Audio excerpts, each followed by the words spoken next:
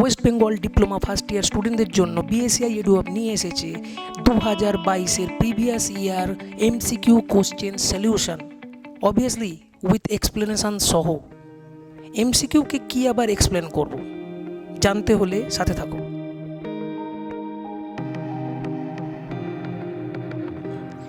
এই সেশনে আমি অ্যাপ্লাইড ফিজিক্স 1-এর 2022-এর প্রিভিয়াস ইয়ার এমসিকিউ কোশ্চেন নিয়ে চলে এসেছি। এমসিকিউ তো সলভ করাবোই, তার সাথে সাথে ফিজিক্সকে ফিলও করাবো। তো আজকে প্রথম কোশ্চেনে আসা যাক। Heat travel through vacuum by option A conduction, option B convection, option C radiation, option D both B and C. তো বেসিক্যালি এটা একটা হিটের কোশ্চেন। হিট অ্যান্ড থার্মোমেট্রি বলে একটা যে চ্যাপ্টার আছে তার কোশ্চেন। এই প্রবলেমটাকে সলভ করার জন্য তোমাদের প্রথমে জানতে হবে যে অ্যাকচুয়ালি হিট কী কী মেথডে একটা জায়গা থেকে অন্য জায়গায় ট্রান্সফার হয়। সেই মেথডগুলোর নাম জানলেই চলবে, এবং সেই মেথডগুলো সম্পূর্ণ করতে গেলে কি আমাদের মিডিয়ামের দরকার পড়ে, বা মিডিয়াম ছাড়াই হিটটা এক জায়গা থেকে অন্য জায়গায় ট্রান্সফার হয়, সেটা জানতে হবে। ওকে, তো প্রথম আমাদের জানতে হবে যে কত ধরনের হিট ট্রান্সফার করার মেথড আছে। ছোটোবেলা থেকে তোমরা সবাই পড়ে এসছো যে হিট ট্রান্সফার করার 3টে মেথড আছে: পরিবহন, পরিচালন এবং বিকিরণ। তো পরিবহন পদ্ধতিতে প্রথম আমরা ফার্স্ট আসছি কন্ডাকশন মেথড। এই কন্ডাকশন মেথডে দেখতেই পাচ্ছ যে একটা আমি বার্নার দিয়েছি এবং একটা রড রেখেছি, এবং সেই বার্নারের হিটটা রডের পুরো বডিটা জুড়ে আস্তে আস্তে আস্তে আস্তে আস্তে ছড়াচ্ছে, এবং এই ছড়াতে ছড়াতে এক সময় আমি যেখানটা দিয়ে রডটা ধরে আছি সেখানে কিন্তু আমার হাতে ছাকা লাগবে। এখানে কিন্তু কন্ডাকশন পদ্ধতিতে হিটটা ট্রান্সফার করার জন্য মেটেরিয়ালের হেল্প নিচ্ছে। তো মেটেরিয়াল থাকার জন্য হিটটা ট্রান্সফার হচ্ছে একটা জায়গা থেকে অন্য জায়গায়। তো option A wrong, option A wrong. Vacuum বলেছে, তো মেটেরিয়াল এখানে তো লাগছেই। 2 নম্বর আসছে হচ্ছে পরিচলন পদ্ধতি বা কনভেকশন মেথড। কনভেকশন মেথডে এখানে দেখছো যে একটা বিকারে আমি একটা জল নিয়েছি এবং জলটাকে আমি গরম করছি, এবং দেখছি যে প্রথমে নিচের যে জলটা আছে জলকণাগুলো সেগুলো গরম হচ্ছে, এবং জলকণাগুলো কি হচ্ছে আস্তে আস্তে আস্তে আস্তে আস্তে ওপরে উঠছে। কারণ আমরা জানি জলকণা গরম হলে ওপরের দিকে ওঠে, এবং ওপরের ঠান্ডা জলকণা নিচের দিকে আসছে, একটা সার্কেল পাথ ফলো করছে। ওকে, তো এইভাবে টোটাল জলের কণাগুলো আমাদের কি দেখতে পাচ্ছি, জলের কণাগুলো টোটাল বিকারে ছড়াচ্ছে, এবং অ্যাজ এ রেজাল্ট টোটাল বিকারের জলটাই গরম হয়ে উঠছে। তো এখানেও দেখছো যে জলকণা হেল্প করছে হিট ট্রান্সফার করার জন্য। তো অপশান বি কনভেকশন এটাও হবে না। 3 নম্বর যে মেথডটা আছে সেটার নাম হচ্ছে বিকিরণ পদ্ধতি। এখানে দেখছো যে সূর্য থেকে আমাদের পৃথিবীতে যে হিটটা ট্রান্সফার হচ্ছে in terms of electromagnetic wave, তড়িৎ চুম্বকীয় তরঙ্গের মাধ্যমে। আর আমরা জানি তড়িৎ চুম্বকীয় তরঙ্গ মাধ্যম ছাড়াই কিন্তু ট্রাভেল করতে পারে। এর একটা এক্সাম্পল হচ্ছে লাইট। ইলেকট্রোম্যাগনেটিক ওয়েভের একটা এক্সাম্পল হচ্ছে লাইট। লাইটকে ফ্লো করার জন্য কোনো মিডিয়ামের দরকার পড়ে না। সূর্য থেকে আমাদের পৃথিবীতে লাইট ইজিলি ট্রাভেল করতে পারে ভ্যাকিউমের মাধ্যমে, এবং সূর্যের তাপটাকে সে অ্যাজ এ ইলেকট্রোম্যাগনেটিক ওয়েভ বয়ে নিয়ে আসে আমার কাছে, যে কারণে আমরা উষ্ণ ফিল করতে পারি। সো এখানে কারেক্ট অ্যান্সার হচ্ছে রেডিয়েশন। এই রেডিয়েশন পদ্ধতিতে ইলেকট্রোম্যাগনেটিক ওয়েভ হিট এনার্জিকে ভ্যাকিউমের থ্রু দিয়ে একটা প্লেস থেকে অন্য প্লেসে ইজিলি ট্রাভেল করতে পারে, যেটা ওই কিন্তু আমাদের কন্ডাকশন এবং কনভেকশন মেথড করতে পারে না। সো নেক্সট কোশ্চেনে আসা যাক। Question number 2, rate of change of linear momentum is work. Option A, option B acceleration, option C force, আর option D torque. Okay, so এখানে একটা লিনিয়ার মোমেন্টামের প্রবলেম দিয়েছে, আর আমরা মোমেন্টামকে পি দিয়ে রিপ্রেজেন্ট করি। মোমেন্টাম যারা জানো না তাদের জন্য বলা হচ্ছে মোমেন্টাম কিছুই নয়, ভরবেগ। বাংলায় যাকে বলা হয় ভরবেগ। ভরবেগ কি? ভর ইন্টু বেগ, মাস ইন্টু ভেলোসিটি। এখানে বলেছে rate of change of linear momentum. Rate of change বোঝাতে গেলে পরিবর্তনের হারকে বোঝায়। দ্যাট মিন্স টি দিয়ে আমরা ডিভাইড করব। তো টি দিয়ে ডিভাইড আমরা এই সাইডটাকে যদি করি, টি দিয়ে ডিভাইড আমরা এই সাইডটাকে করব, পরিবর্তনের হার বলেছে। আচ্ছা, এই জিনিসটাকে কি আমি এইভাবে লিখতে পারি, M into V by T. আচ্ছা, এই ভি বাই টি টার্মটাকে কি যেন শোনা শোনা লাগছে। বেগ পরিবর্তনের হার, এটা কি? ত্বরণ বলা হয়, acceleration. Rate of change of velocity, that is acceleration. Mass into acceleration, এটা কোথাও শোনা শোনা লাগছে না? অবভিয়াসলি এটার একটা ফর্মুলা তোমরা জানো, force equals to mass into acceleration. That means এই পি বাই টি টার্মটা কিছুই নয়, এটা বেসিক্যালি ফোর্স। আচ্ছা, এই ফর্মুলাটা কোথাও শোনা শোনা মনে হচ্ছে? অবভিয়াসলি মাস ইন্টু অ্যাক্সেলারেশন, এটা কি? Force equals to mass into acceleration. এটা কার ফর্মুলা? নিউটনের সেকেন্ড ল, যেখানে বলা হয়েছে বস্তুর ভরবেগের পরিবর্তনের হার বস্তুর ওপর প্রযুক্ত বলের সমানুপাতিক।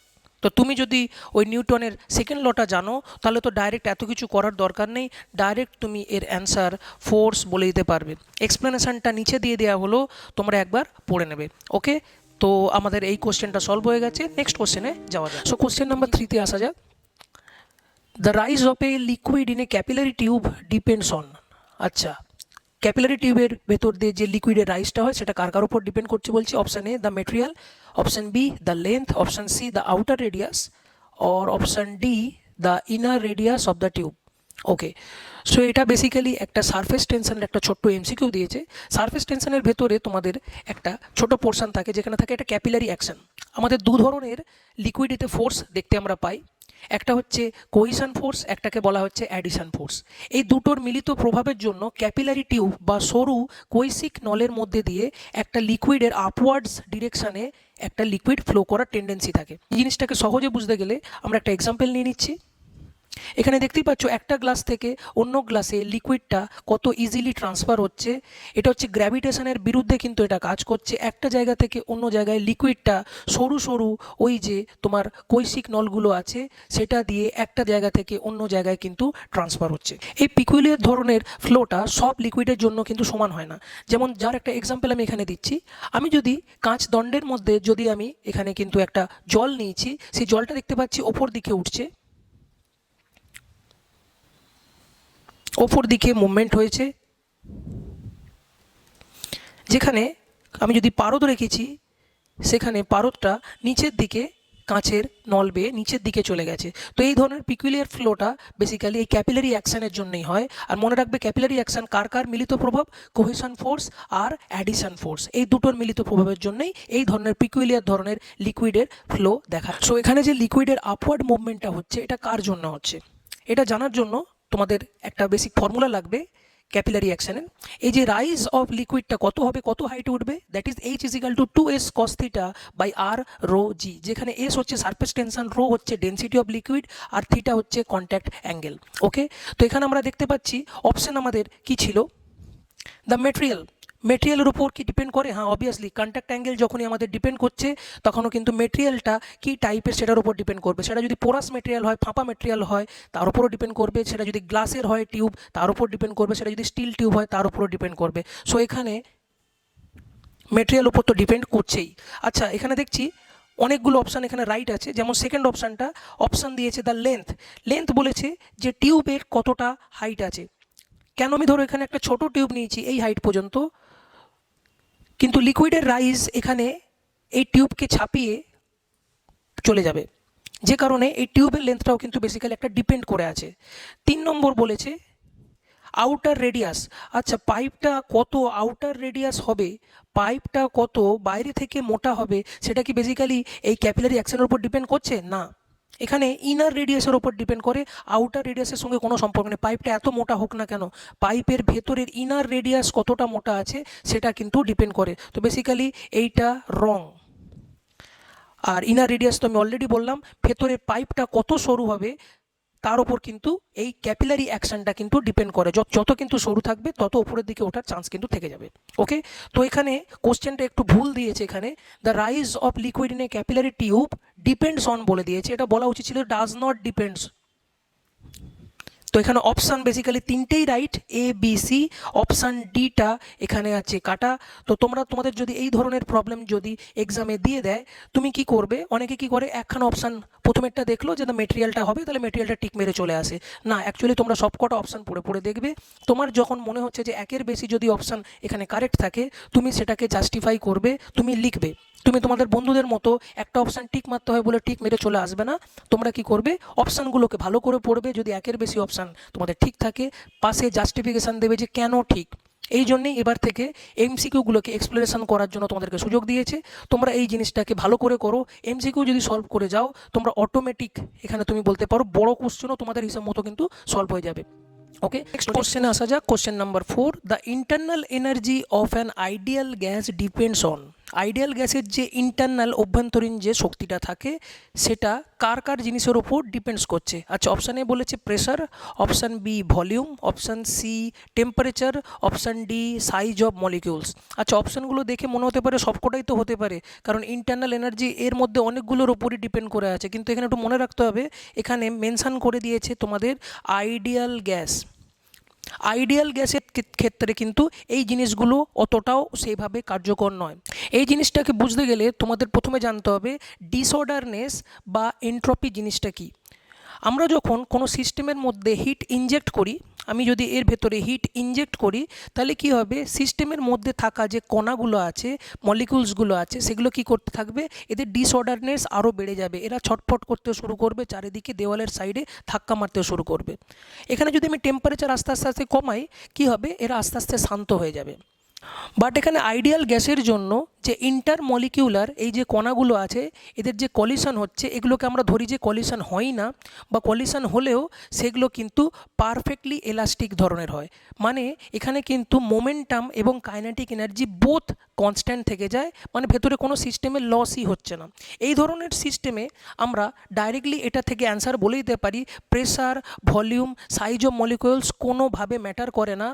তুমি যদি টেম্পারেচার এখানে বাড়াও তাহলে কিন্তু শুধুমাত্র তখনই এই কণাগুলোর ডিসঅর্ডারনেস বাড়বে। সো এখানে কারেক্ট অপশান হচ্ছে অপশান সি টেম্পারেচার। টেম্পারেচার তুমি যদি সিস্টেমের মধ্যে ইনজেক্ট করো তাহলে কিন্তু সিস্টেমের ডিসঅর্ডারনেস বাড়বে, আদারওয়াইজ ইন্টারনাল এনার্জির কোনো পরিবর্তন হবে না। সো নেক্সট কোশ্চেনে আসা যাক। Question number 5, the number of significant figure in 0.06900 is option A 3, option B 4, option C 5, option D 2। তো বেসিক্যালি এটা একটা সিগনিফিকেন্ট ফিগার রিলেটেড একটা এমসিকিউ। আর আমরা সিগনিফিকেন্ট ফিগার ফাইন্ড করার জন্য আমাদের কাছে কিছু সেটস অফ রুল আছে। ওকে, তো সেই রুলগুলো যদি আমরা জানি তাহলেই বলতে পারবো যে এর ভেতরে অ্যাকচুয়ালি সিগনিফিকেন্ট ফিগার কটা আছে। ওকে, তো আমরা জানি যেহেতু এই কোশ্চেনেতে দেওয়া আছে, দেখো 0.06900 এটা বেসিক্যালি 1-এর থেকে ছোট। তো যদি 1-এর থেকে ছোট কোনো সংখ্যা থাকে, আমরা জানি যে দশমিকের পর প্রথম আমরা দেখব কোথায় ফার্স্ট নন জিরো ডিজিটটা আছে। নন জিরো ডিজিট কোথায় আছে, প্রথমে দশমিকের পরে এখানে আছে। তো এই নন জিরো ডিজিটের থেকে আমরা শেষ পর্যন্ত যাব যতখানি সংখ্যাটা আছে, এইটা হবে তার সিগনিফিকেন্ট ফিগার নাম্বার।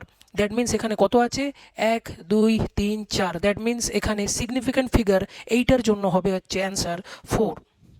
আমি এর সাথে আমি নিচে এক্সপ্লেনেশনটাও দিয়ে দিলাম, তোমরা চাইলে স্ক্রিনশট নিয়েও পড়তে পারো। তো নেক্সট কোশ্চেনে যাওয়া যাক। Question number 6, the surface which radiates more heat at a given temperature is. কোন সারফেসটা সব থেকে বেশি হিট এখানে কিন্তু অ্যাবজর্ব বলেনি, বলেছে কিন্তু রেডিয়েট করতে পারে, ছড়াতে পারে। কোন বডিটা, আচ্ছা ব্ল্যাক অ্যান্ড পলিশড, কালো কালারের একটা বস্তু যেটা নাকি পলিশড করা আছে, উপরে সারফেসটা খুবই চকচকে, polished, smooth. Okay, option B white and polish, সাদা কালারের বডিটা আছে কিন্তু সেটাকেও পলিশ করে আমি রেখেছি। Option C white and rough, সাদা কালারের বাট রাফ সারফেস, ওপরের সারফেসটা খুবই রাফ। আর option D black and rough, কালো কালারের এবং সারফেসটাও রাফ। অবভিয়াসলি মাথায় তোমাদের প্রথমে হিট করবে কোন বস্তু, কোন কালারের বস্তু বা কোন সারফেসওয়ালা বস্তু সব থেকে বেশি হিট রেডিয়েট করতে পারে, কি হবে অ্যান্সার, ব্ল্যাক কালারের। অ্যাকচুয়ালি ব্ল্যাক কালারই হবে। কোনো বস্তু যখন যত বেশি হিট অ্যাবজর্ব করবে তত বেশি সে কিন্তু রেডিয়েট করার চেষ্টা করবে। আর আমরা জানি কালো কালারের বস্তু সব থেকে বেশি হিট যেটা কি করে, অ্যাবজর্ব করে। অবভিয়াসলি অ্যাবজর্ব করলে ছাড়ার কর্তব্যটাও তারই। ওকে, সে কিন্তু বেশি হিট রেডিয়েশন করবে।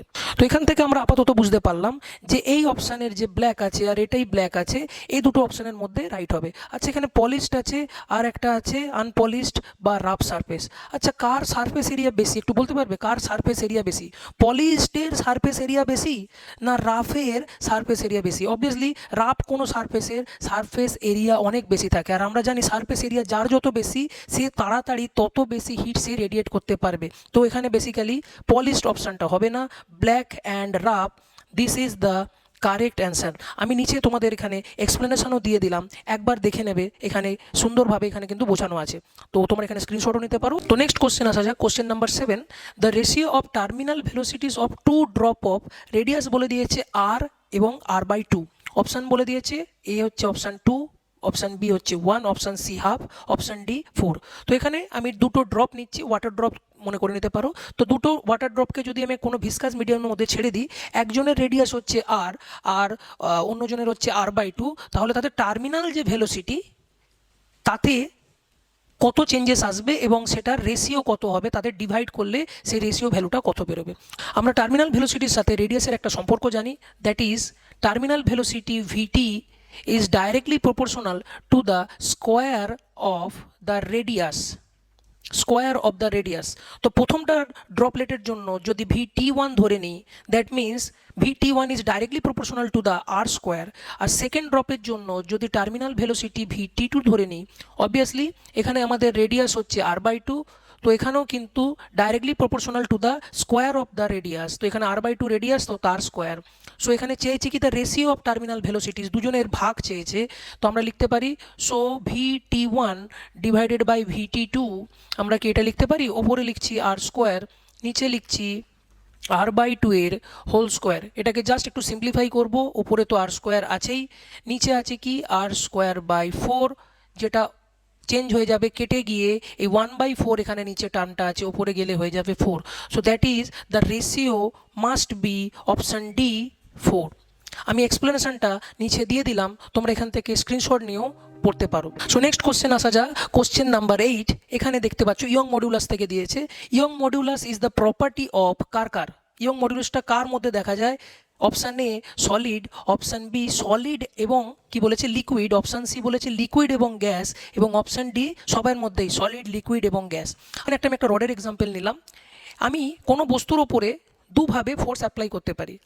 আইদার আমি কি করতে পারি, টেনসাইল ফোর্স দিতে পারি, আইদার আমি কম্প্রেসিভ ফোর্স দিতে পারি, টানতে পারি বা তাকে কম্প্রেস করতে পারি। তো যাই করি না কেন, যখনই আমি কোনো বস্তুর উপর স্ট্রেস দেব, সেই স্ট্রেসটা কি করবে, একটা ইন্টারনাল একটা স্ট্রেনের জন্ম দেবে।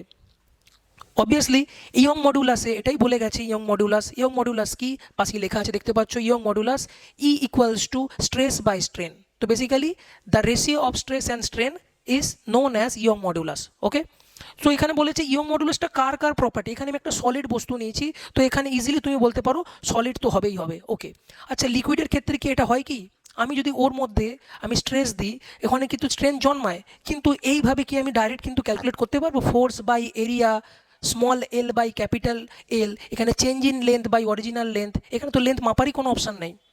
গ্যাসের ক্ষেত্রে তো সেটা হবেই না, কারণ এরা লিকুইডগুলো বা গ্যাসের মলিকুলগুলো এরা কি করে, ছোটাছুটি করে, তো আমরা ডাইরেক্ট এইভাবে মেজার করতেই পারবো না। এখানে ইয়ং সলিডের জন্যই কিন্তু এই ইয়ং মডুলাসটা বলে গেছে। আচ্ছা, এটাকে তুমি যদি ফার্দার এক্সপ্লেনেশন তুমি দেখতে চাও, এখানে দেখো সুন্দরভাবে লেখা আছে।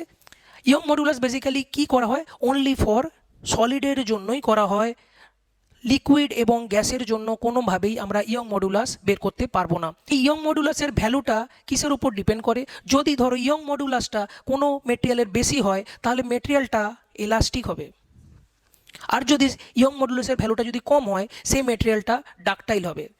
ইলাস্টিক মেটেরিয়ালের একটা এক্সাম্পল দিয়েছি, ডাকটাইল মেটেরিয়ালের একটা এক্সাম্পল দিয়েছি। ইলাস্টিক মানে হচ্ছে তার নমনীয়তা বাড়বে, এবং ডাকটাইল মানে সেই মেটেরিয়ালটাকে টেনে সরু তারে পরিণত করতে পারবে, এক্সাম্পল হচ্ছে কপার। তো এই ইয়ং মডুলাসের ভ্যালুটা কিন্তু একটু তোমাদের জন্য ইম্পর্টেন্ট। প্র্যাকটিক্যাল ফিল্ডে গিয়েও এই ইয়ং মডুলাস নিয়েও তোমাদের অনেক কাজ করতে হবে। আলাদা আলাদা মেটেরিয়ালের ক্ষেত্রে এই ইয়ং মডুলাসের ভ্যালু কিন্তু আলাদা আলাদা হয়, বাট এখানে আমরা দেখতেই পাচ্ছি যে লিকুইড আর গ্যাসের ক্ষেত্রে কিন্তু এই হিসাব মতো ইয়ং মডুলাস কোনো কাজেই লাগবে না। সো অপশান এ এটাই কিন্তু কারেক্ট অ্যান্সার, অনলি মাত্র সলিডের জন্য ইয়ং মডুলাস প্রযোজ্য। সো নেক্সট কোশ্চেন আবার এসে গেছি, question number 9। What happens to the viscosity of liquid with the increase in temperature? আচ্ছা, তাপমাত্রা বাড়ালে, টেম্পারেচার বাড়ালে ভিসকোসিটি তাতে কি পরিবর্তন হয়, কার চেয়েছে, ভিসকোসিটি অফ লিকুইড। এই লিকুইড জিনিসটা এখানে কিন্তু একটু আন্ডারলাইন করে রাখছি, কেন আন্ডারলাইন করছি একটু বলছি। ওকে, তো প্রথমে জানতে হবে ভিসকোসিটি জিনিসটা কি। ভিসকোসিটি বেসিক্যালি কিছুই নয়, লিকুইডের ভেতরে যে ইন্টারনাল লেয়ারের যে ফ্রিকশন হয়, সেটাকে আমরা কিন্তু এখানে রিপ্রেজেন্ট করতে পারি ইন টার্মস অফ ভিসকোসিটি। একটা এক্সাম্পল দিয়ে তোমাদের দেখাচ্ছি। এখানে আলাদা আলাদা কটোরাতে আলাদা আলাদা তোমার লিকুইড রাখা আছে। প্রথম লিকুইডটা দেখো খুব ইজিলি ওপর থেকে নিচে পড়ছে, ফ্লো করছে ইজিলি। সেকেন্ডের লিকুইডটা দেখো আস্তে আস্তে ফ্লো করছে, এবং 3 নম্বর লিকুইডটা দেখো খুবই স্লোতে ফ্লো করছে। আর 4 নম্বর আর 5 নম্বর লিকুইডটা এমনই রেখেছি, 4 নম্বর লিকুইডটা তো পড়ছেই না, 5 নম্বর লিকুইডের কবে পড়বে সে ভগবানই জানে। ঠিক আছে, তো এইভাবে আমরা কিন্তু তোমাকে এই লিকুইডের ভিসকোসিটি জিনিসটাকে তোমাদের কিন্তু ফিল করাতে পারি। সহজ ভাষায় এটাই বলা যাবে যে লিকুইডের তোমার ফ্লোয়িং যে ক্যাপাবিলিটিটা আছে, ইন্টার লেয়ার যে ফ্রিকশন যে ক্যাপাবিলিটিটা কম আছে, সেই কিন্তু ইজিলি ওপর থেকে নিচে ফ্লো করে যাবে। আদারওয়াইজ ও কিন্তু পড়বে, ওপর থেকে নিচে পড়বে, বাট এটা কী হবে, স্লোতে পড়বে। আচ্ছা, টেম্পারেচার সাথে লিকুইডের কি ভিসকোসিটির সম্পর্ক, সেটাকে একটা তোমাদের একটা ভালো একটা এক্সাম্পল দিয়ে আমি এটা বোঝাচ্ছি। তোমরা বাড়িতে নিশ্চয়ই লুচি পরোটা খেয়েই থাকো। তো তাওয়াতে বা কড়াতে তোমাদের মায়েরা তোমরা দেখো যে কি করে লুচি বা পরোটাকে ভাজে। প্রথমে দেখবে প্যানেতে তেলটা দিয়ে দেওয়া হয়, তেলটাকে ভালো করে গরম করা হয়, যতক্ষণ না তেলটা থেকে একটা ধোঁয়া বেরোচ্ছে ততক্ষণ কিন্তু মায়েরা ওই লুচি বা পরোটাকে তার উপর দেয় না। তেলটা থেকে ভালো করে ধোঁয়া বেরোচ্ছে, মানে গরম হয়ে গেছে, তখন কিন্তু এই লুচিগুলো তাতে ভাজা হয়। এবং লুচিগুলো ভাজার পর যখন লুচিগুলোকে তুলে রাখা হয়, দেখবে লুচিতে কোনো তেল নেই, খুব ড্রাই টাইপের লুচি হয়, যেগুলোকে খেতেও ভালো লাগে, আর যেটা ইন্টারনাল এক্সটার্নাল সব জায়গা থেকে কিন্তু লুচিটা খুব ভালোভাবে ভাজা গেছে। কিন্তু তুমি যদি বাড়ি থেকে একবার গিয়ে করে দেখবে, বা এখানে হোটেলে টোটেলে রাস্তাতে অনেক জায়গায় এই মেথডে করা হয়, সেটা কিন্তু অনেকটাই আনহাইজেনিক উপায়ে, এবং কিন্তু সেটা কিন্তু শরীরের পক্ষেও ক্ষতিকর। কীরকমভাবে করা হয়, ওরা কি করে, ডাইরেক্ট তাওয়ার উপরে প্রথমে লুচিটা বা পরোটাকে চাপিয়ে দেয়, তার উপর কি করে একটা জায়গা থেকে এরকম একটা চামচে করে তেল নিয়ে ওর উপর ঢেলে দেয়, তারপর সেটাকে শিখে সেখান থেকে পরোটাটাকে ভাজে। কখনো খেয়ে দেখেছো সেই ধরনের পরোটার, বাড়ির পরোটার মধ্যে জমিন আসমান ফারাক থাকে? কেন? ওই পরোটাটা তেলটাতে ডাইরেক্ট আমি দিচ্ছি, তো তেলটার টেম্পারেচার এখনও কিন্তু বাড়েনি। তেলটা টেম্পারেচার না বাড়ার জন্য ভিসকোসিটি ওর কিন্তু অনেক বেশি, যে কারণে তেলটা আনাচে কানাচে পরোটার ভেতরে ঢুকতে পারছে না, এবং পরোটাটাকে হিসাব মতো ভালোভাবে ভেতর থেকে রেডি করতে পারছে না। তো তুমি যখন ওই ধরনের পরোটা খাবে, দেখবে তেল চিপচিপে প্রথম কথা পরোটা হয়, এবং যখন খাবে দেখবে কাঁচা কাঁচা হয়, অনেক কাঁচা কাঁচা হয়। তো এটা একটা প্র্যাকটিক্যাল এক্সাম্পল আমাদের তেলের ভিসকোসিটির আর টেম্পারেচারের মধ্যে কী রিলেশন আছে। তো তোমাদের জন্য ডাইরেক্ট আমি এক্সপ্লেনেশন নিয়ে চলে এসেছি। দেখতেই পাচ্ছ এখানে যে যত টেম্পারেচার বাড়ছে লিকুইডের ক্ষেত্রে তোমার কিন্তু ভিসকোসিটি কমছে, আর গ্যাসের ক্ষেত্রে টোটালটাই উল্টো, ভিসকোসিটি কিন্তু টেম্পারেচারের সাথে সাথেও বাড়ছে।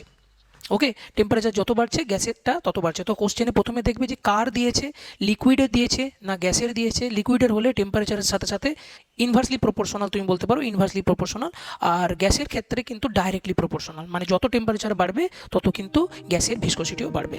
তো নেক্সট 10 নম্বর কোশ্চেন আমরা চলে এসেছি।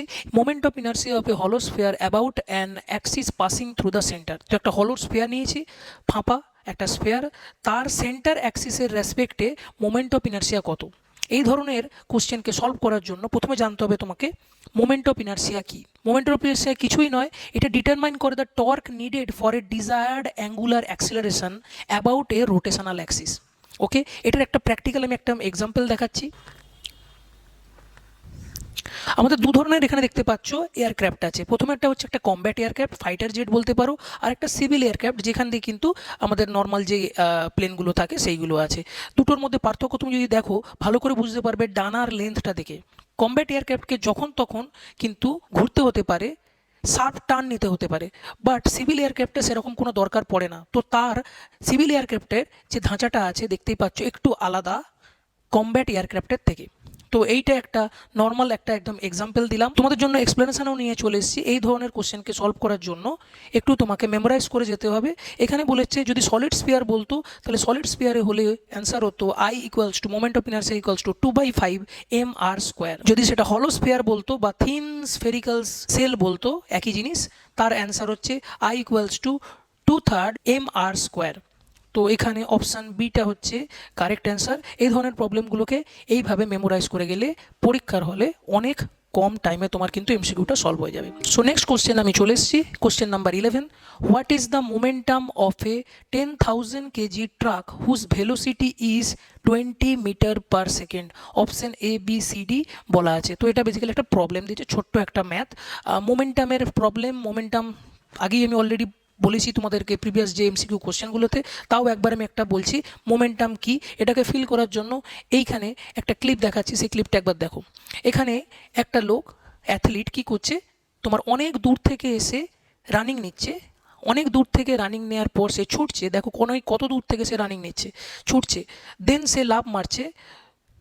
তো তার ওজন কম হওয়া সত্ত্বেও কিন্তু সে অনেকটা দূর পর্যন্ত লাফ নিতে পারলো। এটা হচ্ছে লিনিয়ার মোমেন্টামের কারণে। তো এই জিনিসটাকে সেমভাবে আমরা এখানে অ্যাপ্লাই করব অঙ্কের মধ্যে, এবং দেখব এটা কীভাবে সলভ করা যায়। ওকে, তো ভরবেগের আমরা নর্মাল ফর্মুলা জানি।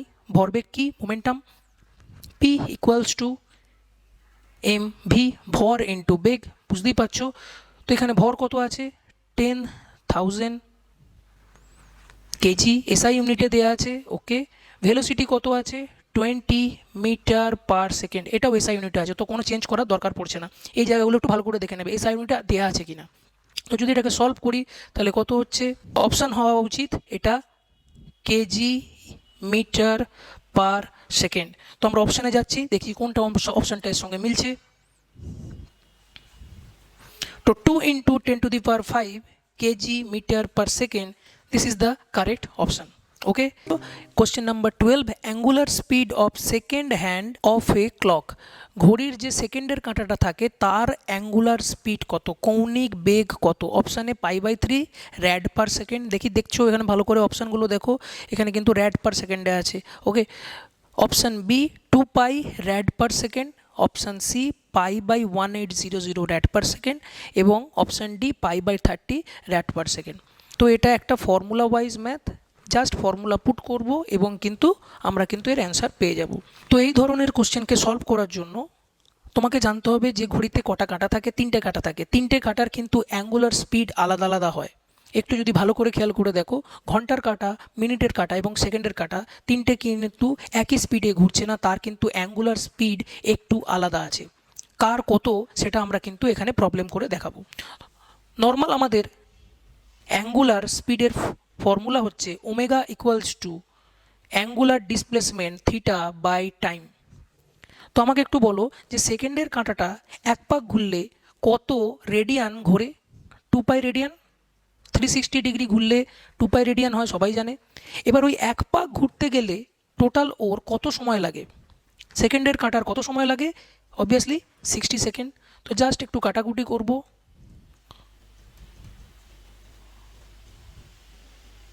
তো অ্যান্সার বেরোচ্ছে π/30 র্যাড পার সেকেন্ড। আমাদের জন্য এক্সপ্লেনেশনও নিয়ে চলে এসেছি, কারেক্ট অ্যান্সার হচ্ছে π/30 রেডিয়ান পার সেকেন্ড। এটাকে তোমরা স্ক্রিনশটও নিতে পারো, পরবর্তীকালে তোমাদের কাজে লাগবে। তো নেক্সট কোশ্চেন আবার চলে এসেছি, কোশ্চেন নাম্বার 13 কি বলেছে, impulse of a force acting on a particle for time T is given by, একটা বস্তুর ওপরে, একটা পার্টিকেলের ওপরে এফ যদি তুমি ফোর্স দাও টি টাইম ধরে, তাহলে তার ইম্পালস যদি আই হয়, ওই আই সমান কত। ওকে, এটাকে বুঝতে গেলে তোমাদেরকে একটু এই ক্লিপটা একটু দেখতে হবে।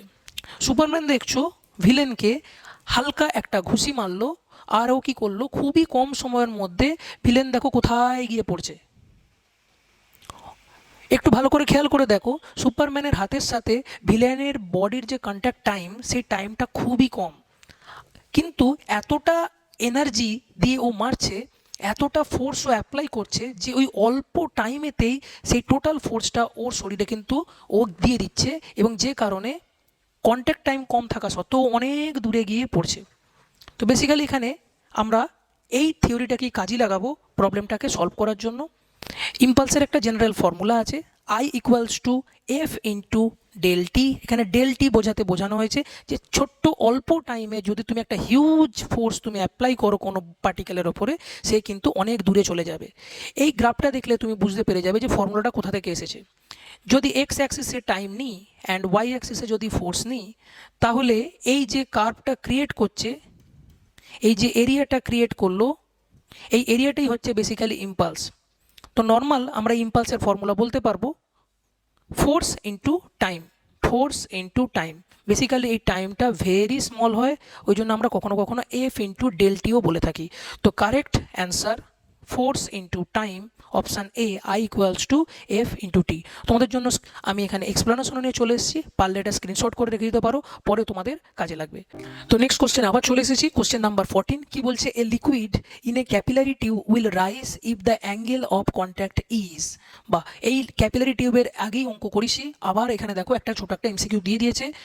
অপশান এ অ্যাঙ্গেলটা কত বলছে, অ্যাকিউট হবে, অবটিউস হবে, বা 90 ডিগ্রি হবে, বা অপশন ডি 120 ডিগ্রি হবে। তো তোমাদেরকে বলতে হবে যে একটা লিকুইড আমি ক্যাপিলারি টিউবে দিলে সেটা ওপরের দিকে উঠবে, রাইজ করবে কখন, যখন তার কন্ট্যাক্ট অ্যাঙ্গেলটা কত হবে। তো এটাকে এক্সপ্লেন করার জন্য আমি এখানে একটা পিকচার দেখাচ্ছি। নর্মাল ওয়াটারের কেসে আমরা দেখি ক্যাপিলারি রাইজের জন্য ক্যাপিলারি টিউবের ভেতর দিয়ে লিকুইডটা ওপর দিকে উঠে যায়, কিন্তু মার্কারির কেসে আমরা যখন দেখি কন্ট্যাক্ট অ্যাঙ্গেলের জন্যই কিন্তু এটা হয়, লিকুইডটা কিন্তু নিচের দিকে দেখো নেমে যাচ্ছে, ডিপ্রেশন হচ্ছে, আর এখানে কিন্তু রাইজ হচ্ছিল। তো এই কন্ট্যাক্ট অ্যাঙ্গেলটা কত হলে ভালো হয়? তো তোমাদের জন্য এখানে আমি এক্সপ্লেনেশনও নিয়ে চলে এসেছি। নর্মাল ক্যাপিলারি রাইজের একটা ফর্মুলা আছে, যেটা আগেও বলেছি, H equals to 2s cos theta by R rho জি, যেখানে এস হচ্ছে সারফেস টেনশন, থিটা হচ্ছে কন্ট্যাক্ট অ্যাঙ্গেল, আর হচ্ছে ইন্টারনাল তোমাদের রেডিয়াস, রো হচ্ছে ডেন্সিটি অফ লিকুইড। বুঝতে পেরেছো? তো এখানে দেখে বুঝতে পারছো, যদি থিটা অ্যাঙ্গেলটার ভ্যালু 0 থেকে 90-র ভেতরে হয়, cos 0 কত? cos 0 হচ্ছে 1 আর cos 90 হচ্ছে 0, তখনই তুমি কিন্তু এই জায়গায় যখনই থিটার ভ্যালুটা থিটা থেকে 90-র ভেতরে তুমি যখন পুট করবে, দেখবে এখানের অ্যান্সারটা পজিটিভে বেরোবে, পজিটিভে বেরোবে। দ্যাট মিনস এখানে একটা হাইটটা রাইজ হচ্ছে, আদারওয়াইজ কিন্তু এটা কিন্তু ফল হবে, নিচের দিকে নামবে। So option A, acute angle 0 থেকে 90-র ভেতরে থাকলেই তবে এটা পসিবল, আদারওয়াইজ কিন্তু মার্কারির মতো কেস হবে, ডিপ্রেশনের কারণে নিচের দিকে লিকুইডটা নিভে যাবে, রাইজ আর হবে না। ওকে, তো এখানে অপশান এ হচ্ছে কারেক্ট অ্যান্সার। তো এক্সপ্লেনেশন আমি দিয়ে দিলাম, পারলে এটাকে তোমরা স্ক্রিনশটও নিতে পারো। তো নেক্সট কোশ্চেনে চলে এসেছি, question number 15 MCQ. If velocity time graph of A moving particle is given below, এটা যদি কোনো পার্টিকেলের ভেলোসিটি টাইম গ্রাফ হয়, তাহলে বলছে নিচে এর মধ্যে কোনটা ডিসপ্লেসমেন্ট ভার্সেস টাইমের গ্রাফ হবে। এগুলো সব কিন্তু এস এস এস এস, আর এগুলো হচ্ছে টি টি টি টি। বোঝা যাচ্ছে না? ওকে, তো এর মধ্যে কোন অপশানটা রাইট হবে? তো দেখি বুঝতে পারছো, এখানে ভেলোসিটি কি হচ্ছে, টাইমের রেসপেক্টে যত টাইম বাড়ছে টাইম বাড়ছে টাইম বাড়ছে টাইম বাড়ছে, ভেলোসিটি দেখো কনস্ট্যান্ট আছে, স্পিডটা যদি একই থাকে টাইমের রেসপেক্টে, তাহলে কী হবে, বস্তুটা কিছুটা ডিসপ্লেস করবে, কিছুটা যাবেও বস্তুটা। এখানে কিন্তু গ্রাফটা দেখো, ডিসপ্লেসমেন্ট বেশি ছিল, ডিসপ্লেসমেন্ট কম হয়ে গেছে, তো এটা তো হবেই না, এই গ্রাফটা কাটা। আচ্ছা, এখানে দেখো ডিসপ্লেসমেন্ট টাইমের সাথে সাথে বাড়ছে, তো এটা হওয়ার চান্স একটা আছে। আচ্ছা, এখানেও দেখো ডিসপ্লেসমেন্ট বাড়ছে, ওপর দিকে যাচ্ছে, তো এটাও কিন্তু চান্স আছে, এটাও বাড়ছে, তো এখানেও কিন্তু অপশান, এটাও কিন্তু চান্স আছে। আচ্ছা, সেকেন্ড কেসে দেখছি এই পোর্শনটায়, যেখানে ভেলোসিটি 0 টাইমের রেসপেক্টে, মানে কিছুক্ষণ পার্টিকেলটা কোনো মুভ করেনি, যদি মুভ না করে তার কিন্তু ডিসপ্লেসমেন্ট কী হবে, 0 হবে। এই কেসে দেখো সেকেন্ড কেসটাতে ডিসপ্লেসমেন্ট এখানে কিন্তু ফিক্সড আছে, আর নড়েনি, ডিসপ্লেসমেন্ট কিন্তু 0ই আছে। এই কেসে দেখো ডিসপ্লেসমেন্ট কিন্তু হিসাব মতো আবার কমছে, তো এই অপশানটা কিন্তু এখানে ভুল প্রমাণ হয়ে গেল। তো আমাদের কিন্তু অপশান এ আর সিটা প্রথমেই কেটে গেল। আচ্ছা, এই সেকশানেও আমরা দেখছি 4 নম্বর কেসে ডিসপ্লেসমেন্টটা এখানে কিন্তু ফিক্সড হয়ে আছে, নড়েনি এইটুকু রিজিয়ানের জন্য। তো এখনও পর্যন্ত দুটো অপশান কারেক্ট আছে। লাস্ট পোর্শনটায় দেখছি আবার টাইমের সাথে সাথে ভেলোসিটিটা দেখো আবার চলে এসেছে, দ্যাট মিন্স পার্টিকেলটা আবার মুভ করতে শুরু করেছে। এবার পার্টিকেলটা যেদিকে যাচ্ছিল সেদিকেই নিশ্চয়ই যাবে, তো পার্টিকেলটা যদি সেদিকেই যায়, ডিসপ্লেসমেন্ট কী হবে, আবার বাড়বে। তো এখানে দেখবো যে ডিসপ্লেসমেন্ট আরও বাড়ছে কোথায়, এখানে দেখো ডিসপ্লেসমেন্ট উল্টে কমছে, এখানে কিন্তু দেখো ডিসপ্লেসমেন্ট আবার বাড়ছে, ওপরের দিকে আছে। তো অবভিয়াসলি কারেক্ট অপশান কোনটা হবে, এইগুলো তো হবেই না, এটা হবে না, এটা হবে না, এটাও হবে না। তো ডিসপ্লেসমেন্ট দেখো এখানেও বাড়ছে, এখানেও বাড়ছে, মাঝে থেমেছিল, তো অপশান ডিটা কারেক্ট অ্যান্সার। সো 2-এর দাগের 1 নম্বর কোশ্চেনে আসা যাক। কোশ্চেন কি বলেছে, the net force required to accelerate a 1000 kg car at 4 metre per second square is. আচ্ছা, এখানে ফোর্স বের করতে দিয়েছে, তার সাথে কী কী দিয়ে দিয়েছে, মাস দিয়ে দিয়েছে আর অ্যাক্সেলারেশন দিয়ে দিয়েছে MRA। আচ্ছা, এই ধরনের প্রবলেমকে সলভ করার জন্য আমাদের জাস্ট জানতে হবে একটা ফর্মুলা, সেটা কি আছে, force equals to mass into acceleration. F equals to MA। আমরা জানি যে কোনো যদি হালকা কোনো বস্তু থাকে, তার মাস যদি কম থাকে, তাতে আমাকে বেশি অ্যাক্সেলারেশন দিতে হবে, তবেই কিন্তু তার নেট যে ফোর্সটা থাকবে সেটা বাড়বে। মানে M আর এর মাল্টিপ্লিকেশান ভ্যালুটা যদি খুব বেশি থাকে, তবেই তুমি বলতে পারবে যে ফোর্সটা বেশি। ওকে, তো এই ধরনের প্রবলেমকে সলভ করার জন্য আমাদের ডাইরেক্ট আমাদের ফর্মুলা আছে, force equals to mass into acceleration. ফর্মুলাতে ভ্যালুগুলো পুট করার আগে দেখে নিতে হবে যে সবকটা ভ্যালু SI ইউনিটে দেওয়া আছে কিনা। তো 1000 কেজি এটাকে আমরা মাস বলবো, এটা তো আমাদের এসআই ইউনিটে দেয়া আছে। আর 4 মিটার পার সেকেন্ড স্কোয়ার এটাকে আমরা বলবো অ্যাক্সিলারেশন, এ দিয়ে রিপ্রেজেন্ট করা হয়, এটাও কিন্তু এসআই ইউনিটে দেয়া আছে। তো ডাইরেক্ট আমরা কি করব, মাল্টিপ্লিকেশন করব। তো 1000 KG into 4 metre per second square তোমার যদি মাল্টিপ্লাই করো ডাইরেক্ট তুমি দেখতে পারবে 1000 ইন্টু 4 4000, আর অবভিয়াসলি ফোর্সের ইউনিট আমরা এখানে নিউটন। তো ডাইরেক্ট আমরা এখানে কিন্তু এই প্রবলেমটা সলভ করে ফেললাম। তো এই প্রবলেমটা এইভাবে সলভ হয়ে গেল। নেক্সট কোশ্চেনে আসা যাক। তো সেকেন্ড কোশ্চেনে আসা যাক। কোশ্চেনে কি বলেছে দেখা যাক। Sap rises from the roots of the plant to its leaves and branches due to কি অ্যাকশন। গাছের শিকড় দিয়ে মাটি থেকে যে জলটা পাতা এবং ব্রাঞ্চে যায় সেটা কি অ্যাকশনের জন্য হচ্ছে। এই ধরনের তোমাদের কোশ্চেন শূন্যস্থান সলভ করার জন্য, তোমাদের তো সবাই জানো এগুলো, এটা ক্যাপিলারি অ্যাকশনের জন্য হয়। ক্যাপিলারি অ্যাকশনের কারণে কি হয়, লিকুইডের একটা আপওয়ার্ড ডিরেকশানে ফ্লো হয় এবং দেখতেই পাচ্ছ যে গাছেতে কি সুন্দর নিচে থেকে জলটা ওপর দিকে পাতায় পাতায় ব্রাঞ্চে ব্রাঞ্চে ফ্লো হয়ে যাচ্ছে। তো আমি একদম ডাইরেক্ট এখানে অ্যান্সার এখানে লিখে দিচ্ছি। This action is known as capillary action. তো এই ক্যাপিলারি অ্যাকশান থেকে দেখতেই পাচ্ছ যে অনেক প্রবলেম দিচ্ছে। এই পয়েন্টটা একটু তোমাদের ইম্পর্টেন্ট, এই টপিকটা খুব ভালোভাবে দেখে যাবে কিন্তু সেমিস্টারের এক্সামের জন্য। নেক্সট কোশ্চেন আসা যাক। রিকয়েল অফ এ গান is based on dash principal. এইটার জন্য একটা ছোট্ট একটা ভিডিও ক্লিপ দেখিয়েছি। দেখতে পাচ্ছ একটা মেয়ে কি করছে, বন্দুকটার ট্রিগারটা দাবাচ্ছে, আর কি হচ্ছে, বন্দুকের রিকয়েলের জন্য বন্দুকটা তার নাকে এসে লাগছে আর সে উল্টে পড়ে যাচ্ছে, অজ্ঞান হয়ে যাচ্ছে।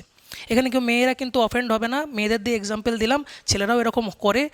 বাট যদি অপারেটিং প্রিন্সিপালটা জানো যে কীভাবে বন্দুকটা চালানো গেলে আমাদের নাকও ফাটবে না আর আমার যাকে বলে গুলিটাও চলে যাবে, সেটা যদি তুমি জানতে চাও তাহলে এই টপিকটা তোমাদের কিন্তু খুব জানা দরকার। তো দেখতেই পাচ্ছ প্রথমে মেয়েটা কি ভুল করেছে। 1 নম্বর যেটা ভুল সেটা হচ্ছে মুখের কাছে নাকের কাছে রেখে সে কিন্তু বন্দুকটার ট্রিগারটা দাবিয়েছে। অ্যাকচুয়ালি বন্দুকটাকে এইভাবে ধরলে তার এই নাকটা ফাটতো না।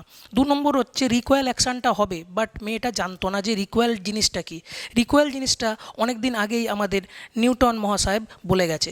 কি বলে গেছে? নিউটনের 3য় গতিসূত্র বলে গেছে যে প্রত্যেক ক্রিয়ারই সমান ও বিপরীত প্রতিক্রিয়া আছে, যে কারণে তুমি যখন গুলিটাকে ছাড়ছো গুলিটা যাচ্ছে সামনের দিকে এবং বন্দুকটাকে সে ঠেলে ও সামনের দিকে যাওয়ার চেষ্টা করছে।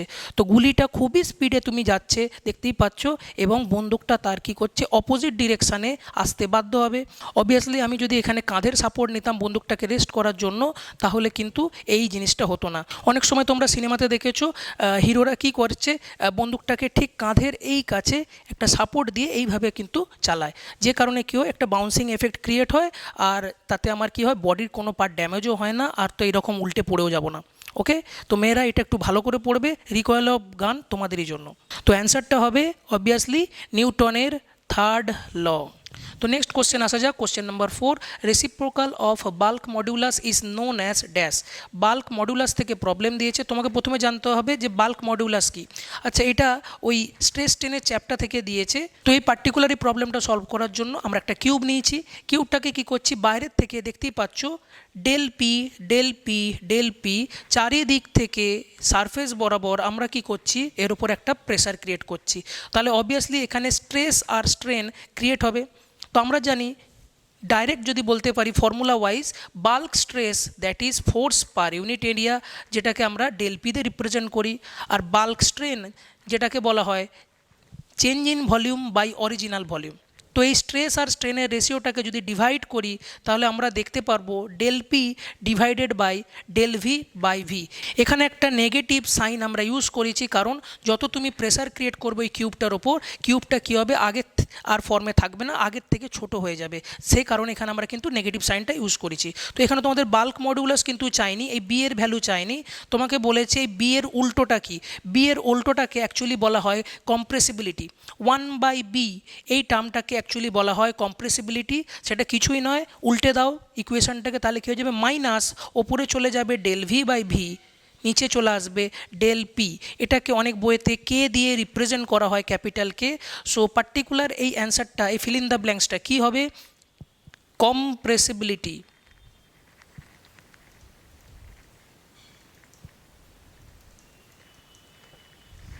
তো তো পার্টিকুলার এই অ্যান্সারটা কম্প্রেসিবিলিটি হবে।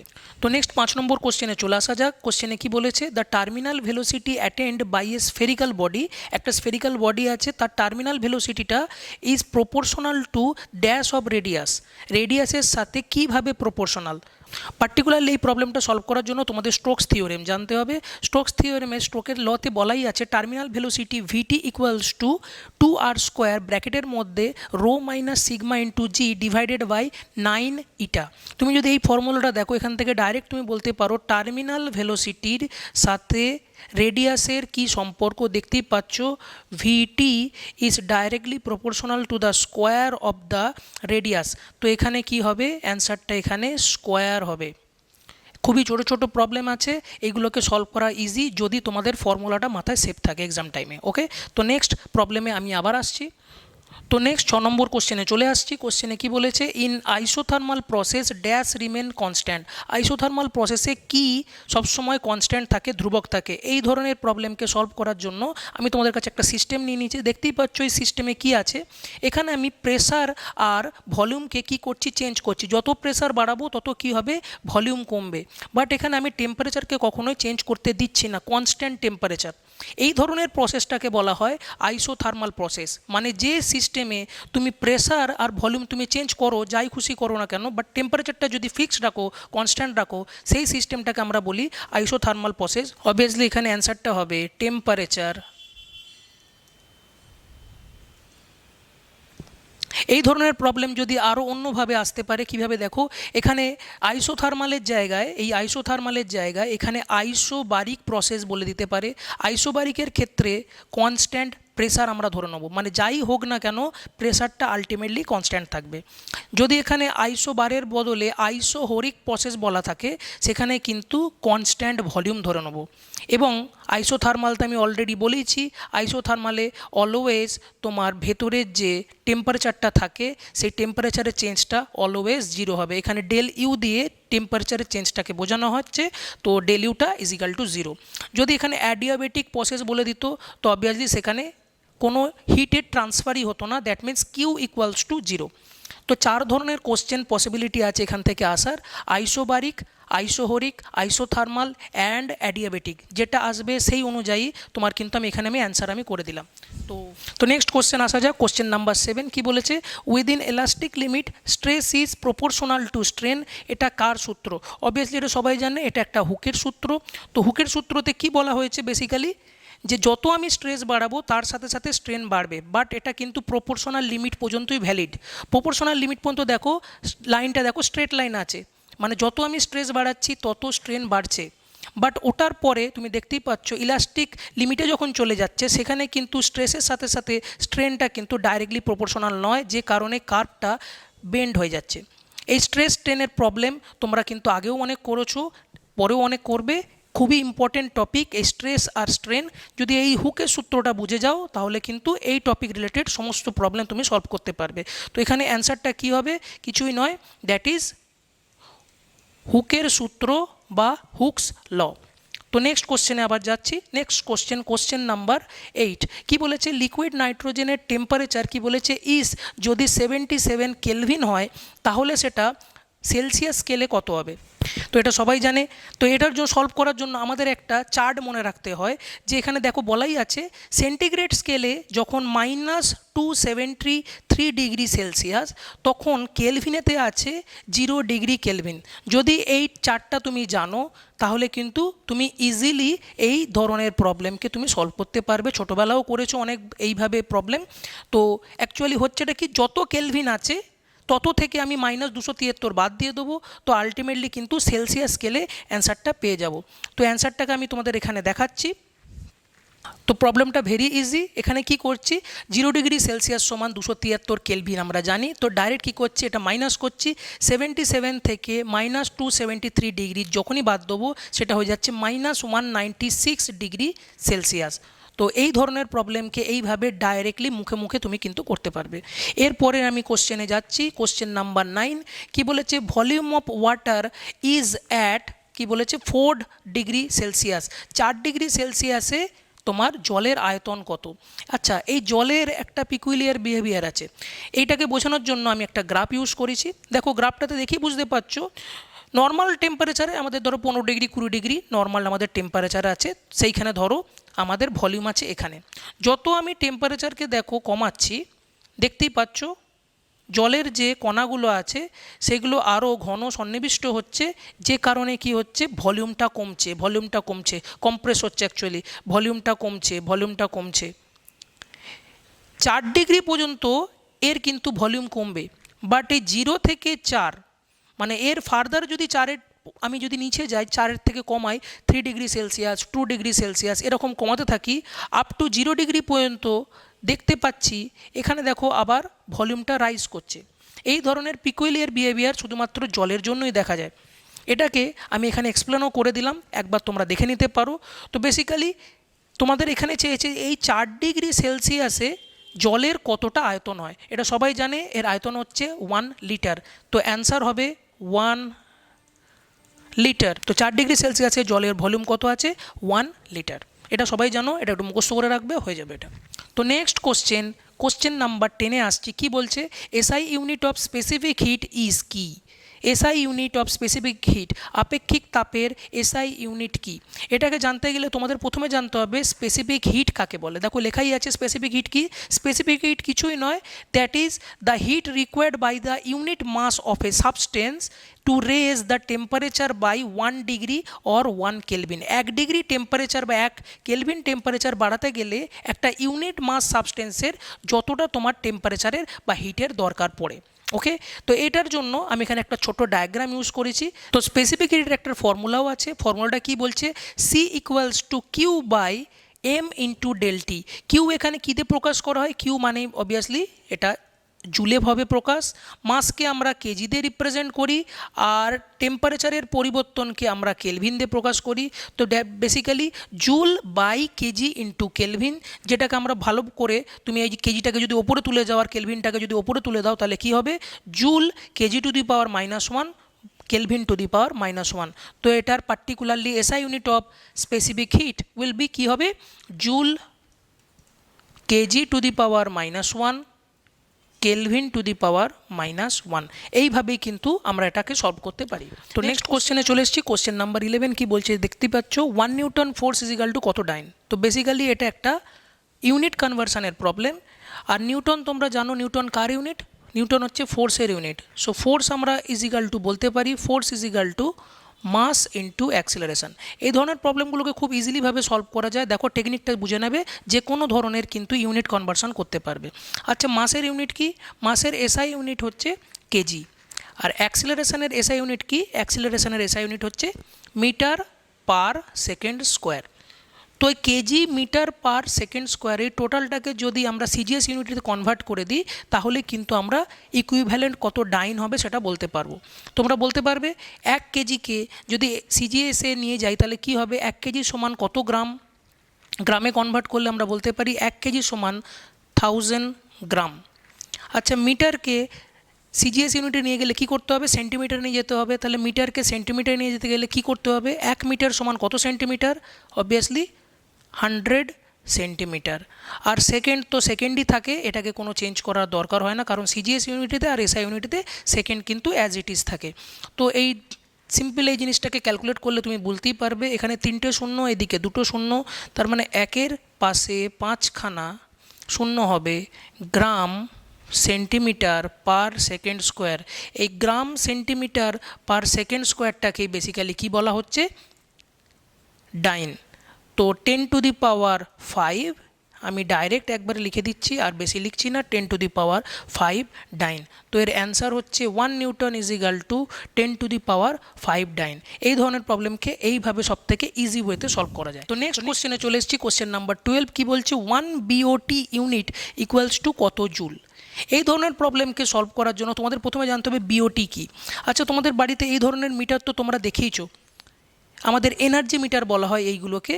তো ইলেকট্রিসিটি অফিস থেকে তোমাদের সবার বাড়িতে, সবার ইন্ডাস্ট্রিতে এই কি করেছে, এই ধরনের মিটার কিন্তু কানেক্ট করা থাকে। তো এই মিটার থেকে অ্যাকচুয়ালি তোমরা কি দেখতে পাও, মান্থলি ইলেকট্রিসিটি বিল তোমার কত আসে তুমি কিন্তু এখান থেকে ক্যালকুলেট করে দেখতে পারো।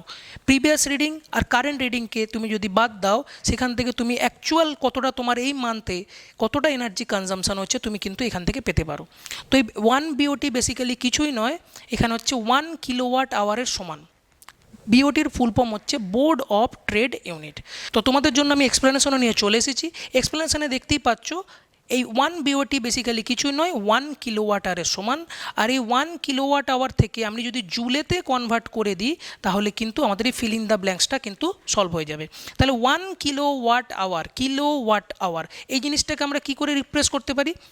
1 kWh বলতে পারি 1 কিলোওয়াট ইন্টু 1 আওয়ার। আচ্ছা 1 কিলোওয়াট মানে কত ওয়াট? 1000 ওয়াট। তাহলে 1 কিলোওয়াটের জায়গায় আমি 1000 ওয়াট লিখছি। আর 1 ঘন্টা 1 আওয়ারকে আমরা সেকেন্ডে যদি কনভার্ট করি তাহলে আমরা কি করে বলতে পারবো? 3600 সেকেন্ড। তাহলে 1000 ওয়াট ইন্টু 3600 সেকেন্ড, যেটাকে গুণ করলে পাওয়া যাচ্ছে 36, তার পাশে দেখো 5টা শূন্য, আর এখানে জুল।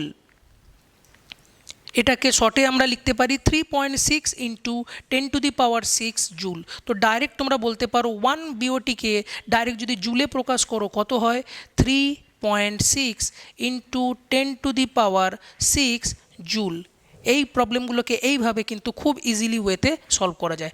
এরপরে নেক্সট কোশ্চেনে আসছি, কোশ্চেন নাম্বার 13। কি বলেছে? Angle of contact of water with glass surface is dash than 90। আচ্ছা less than, greater than, equal কি হতে পারে? এটার অ্যান্সার আমরা কিন্তু জানবো। এই ধরনের প্রবলেম, কন্ট্যাক্ট অ্যাঙ্গেল বালা প্রবলেম কিন্তু আগেও তোমরা করেছো। সারফেস টেনশন থেকে দেখতেই পাচ্ছ খুব যে বেসিক আমাদের কিন্তু এখানে কিন্তু MCQ দিচ্ছে। আচ্ছা এই জিনিসটাকে বোঝার জন্য তোমাদের এই ছবিটাকে জানতে হবে। দেখো জলের ক্ষেত্রে গ্লাসেতে দেখো অ্যাকিউট অ্যাঙ্গেল ক্রিয়েট করেছে। অ্যাকিউট অ্যাঙ্গেল মানে 0 থেকে 90 ডিগ্রির ভেতরে। আর এখানে মার্কারির ক্ষেত্রে দেখো ঠিক উল্টো, অ্যাঙ্গেলটা বেশি ক্রিয়েট করেছে, অবটিউস অ্যাঙ্গেল ক্রিয়েট করেছে। ওকে, তো এখানে দেখো কোশ্চেনে কি বলেছে? ওয়াটার। তো অলওয়েজ অ্যান্সারটা হবে 0 থেকে 90-র ভেতরে। তো এখানে কিন্তু হবে লেস দেন 90, কারণ এই অ্যাঙ্গেলটা অবভিয়াসলি সেটা কিন্তু 90 ডিগ্রির থেকে কম হবে। এই কোশ্চেনটাকে একটু ট্রিক করে ঘুরে দিতে পারে। এখানে যদি ওয়াটার না দিয়ে এখানে যদি বলে দিত পিওর ওয়াটার, তখন কিন্তু অ্যান্সারটা ডাইরেক্ট হয়ে যেত 0, কারণ আমরা জানি পিওর ওয়াটারের সাথে গ্লাসের যে কন্ট্যাক্ট অ্যাঙ্গেলটা থাকে সেটা কিন্তু 0 হয়। এক্সপ্লেনেশনটাও আমি কিন্তু এখানে দিয়ে দিলাম। তোমরা দেখবে যে কোশ্চেনে কী দিয়েছে, ওয়াটার আছে না পিওর ওয়াটার আছে। যদি ওয়াটার থাকে অ্যাঙ্গেলটা হবে অ্যাকিউট অ্যাঙ্গেল, দ্যাট মিন্স অ্যাঙ্গেলটা 0 থেকে 90 ডিগ্রির ভেতরে হবে কন্ট্যাক্ট অ্যাঙ্গেলটা। আর যদি এটা কিন্তু মার্কারির ক্ষেত্রে হয় সেটা তো দেখতেই পাচ্ছ অবটিউস অ্যাঙ্গেল হবে। আর যদি পিওর ওয়াটার বলে, অলওয়েজ পিওর ওয়াটারের ক্ষেত্রে থিটার ভ্যালুটা, অ্যাঙ্গেলটা কত হবে? 0 ডিগ্রি। ওকে, তো এটা একটু মাথা ঠান্ডা করে দেখে দেখে করবে। নেক্সট কোশ্চেনে যাওয়া যাক, কোশ্চেন নাম্বার 14। কি বলেছে? Parsec is the unit of dash. Basically parsec কি? পারসেক হচ্ছে একটা দৈর্ঘ্য মাপার, লেন্থ মাপার কিন্তু ইউনিট।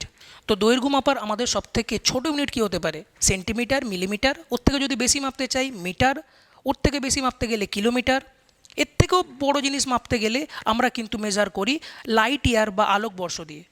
আলো 1 বছরে যতটা ডিস্টেন্স ট্রাভেল করতে পারে তাকে আলোকবর্ষ বলা হয়। আচ্ছা আলোকবর্ষ থেকে কি বড় কোনো ইউনিট আসতে পারে? হ্যাঁ, সেটাকেই বলা হচ্ছে পারসেক। পারসেক দিয়ে কী অ্যাকচুয়ালি মাপা হয়? দুটো তারার মধ্যে বা দুটো নক্ষত্রের মধ্যে অ্যাকচুয়ালি ডিস্টেন্স তোমাকে যদি মেজার করতে হয় তোমাকে পারসেকের হেল্প নিতে হবে। তো বেসিক্যালি এই পারসেক হচ্ছে 3.26 লাইট ইয়ারের সমতুল্য। আলোকবর্ষের থেকেও কিন্তু অনেক বড় ইউনিট। তো পারসেক বেসিক্যালি একটা ইউনিট হচ্ছে ফর লেন্থ মেজারমেন্ট। তুমি এখানে ডাইরেক্ট লেন্থও বলতে পারো, লেন্থ মেজারমেন্টও বলতে পারো, অ্যান্সারটা হবে এটাই। ওকে, তো নেক্সট 15 নম্বর কোশ্চেনে চলে এসেছি। MCQ রিলেটেড এই কোশ্চেনটাই হচ্ছে লাস্ট। কি বলেছে? SI ইউনিট অফ ইম্পালস কি? দেখতেই পাচ্ছ ইম্পালস থেকে আবার কোশ্চেন দিয়েছে। এই টপিকটা কিন্তু তোমাদের জন্য ইম্পর্টেন্ট। আচ্ছা SI ইউনিট অফ ইম্পালসটাকে বোঝানোর জন্য তোমাদেরকে এই ভিডিও ক্লিপটা দেখতে হবে। দেখতেই পাচ্ছ 2011-তে ধোনি লাস্ট বলে কি করেছিল? বল আর ব্যাটের কন্ট্যাক্ট টাইম খুবই অল্প, কিন্তু ওই অল্প টাইমে কিন্তু ধোনি ওই বলটার মধ্যে একটা হিউজ যাকে বলে এনার্জি ট্রান্সফার করে, যে কারণে বলটা দেখো কোথায় যাচ্ছে, বাউন্ডারির ওপারে গিয়ে ছক্কা হচ্ছে। আর কিন্তু ভারত 2011-র ওয়ার্ল্ড কাপ কিন্তু জিতে যাচ্ছে। দেখতেই পাচ্ছ ইম্পালসটা কিন্তু এই জিনিসটা, এই টপিকটা দিয়ে কিন্তু খুব ভালোভাবে বোঝানো যায়। তো ইম্পালস বেসিক্যালি কি? ইম্পালস হচ্ছে I equals to force into time. এখানে আমরা টাইমকে ডেলটি দিয়ে রিপ্রেজেন্ট করি। খুব অল্প সময়ের মধ্যে হিউজ যদি তুমি ফোর্স কোনো বস্তুর উপর দাও, তার মধ্যে একটা হিউজ একটা ইম্পালস ক্রিয়েট হয়। আচ্ছা, force into del into T. আচ্ছা, ফোর্সের ইউনিট কি? তোমাকে যদি বলি ফোর্সের ইউনিট হচ্ছে সবাই জানে নিউটন, এবং টাইমের ইউনিট সেকেন্ড। তো অবভিয়াসলি আমরা ইম্পালসের ইউনিটকে ডাইরেক্ট বলতে পারি নিউটন সেকেন্ড। তো এই রিলেটেড তোমাদের সমস্ত এমসিকিউগুলো কিন্তু সলভ করে দিলাম। একের দাগের আর দুয়ের দাগের মিলিয়ে অ্যাপ্রক্স 25 কোশ্চেন আমি কিন্তু তোমাদের করিয়ে দিলাম। এক্সাম হলে যাওয়ার আগে বাসে বা ট্রেনে তোমরা হেডফোন লাগিয়ে ভিডিওগুলো দেখে নিতে পারো। বন্ধুদের সাথে শেয়ার করতে কখনোই ভুলবে না। আর এই কোশ্চেনগুলো তোমাদের যদি সলভ হয়ে থাকে, 2022-এর একটা হিউজ এমসিকিউ রিলেটেড যে একটা ভয় ছিল সেটা তোমাদের মাথা থেকে চলে যাবে। আর 2022 এসছে মানে যে 2023-এ কিছু এর মধ্যে থেকে কোশ্চেন আসবে না, এটা হতেই পারে না, আসতেই পারে। তো তার জন্য এই ভিডিওটা দেখবে। আচ্ছা, বন্ধুদের সাথে লাইক কমেন্ট শেয়ার করবে। আজকে এতটাই, নেক্সট ভিডিওতে আবার তোমাদের সাথে দেখা হচ্ছে। ফিজিক্স বুঝতে পারছো না, সব মাথার উপর দিয়ে যাচ্ছে। কলেজেতে বারবার ক্লাস করা সত্ত্বেও প্রবলেম সলভ করতে পারছো না। সেমিস্টার এক্সামের আগে টেনশন লাগছে? তাহলে আজকেই জয়েন করো বিএসসিআই ইউটিউব। আর বাকি বন্ধুদের মতো হয়ে ওঠো তুমিও ফিজিক্সে প্রো প্লেয়ার। আর হ্যাঁ, চাপ নিচ্ছ কেন? আমি আছি তো, শিখিয়ে দেবো।